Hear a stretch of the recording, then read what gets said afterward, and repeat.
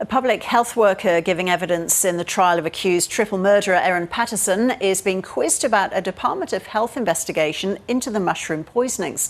Alexandra Alvaro is at the Latrobe Valley Magistrates Court for us now. Hi, Alex. So what happened in court this morning? Morning, Ros. Well, Sally Ann Atkinson is that public health worker. Her evidence just wrapped a very short time ago, and she says that she interacted with Erin Patterson in the days after that beef Wellington lunch as part of the Department of Health investigation into the mushroom poisoning. She says that she was worried about poisonous mushrooms potentially floating around in the supply chain and the risk to public health. Now, Erin Patterson has pleaded not guilty to the murder of 3 of her estranged husband's relatives by serving them a beef Wellington meal containing poisonous death cap mushrooms.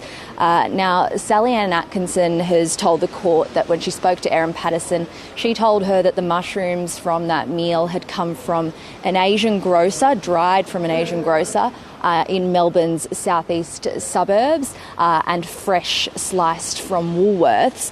And she gave evidence today that the Department of Health report concluded that the Leongatha lunch incident was isolated, the risk to public health was low, and that there wasn't anything wrong with the mushrooms being supplied to Woolworths. And she also gave evidence yesterday that there were inconsistencies in the story that Erin Patterson had told her. For example, she said that Ms. Patterson initially told her that the mushrooms from the meal had been purchased on a Friday, but she said that that story then changed. Now, Erin Patterson's defence barrister, Colin Mandy, has questioned her over those what she called inconsistencies. He put to her that a date for purchasing the mushrooms had never been pinpointed originally, according to Ms. Atkinson's original notes.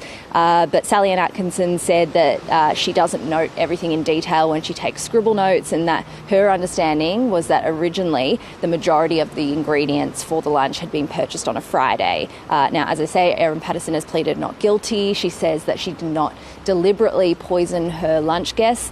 Currently, we're hearing from Detective Sergeant Luke Farrell. He's just headed in, so I'll head back into court and bring you more updates throughout the day.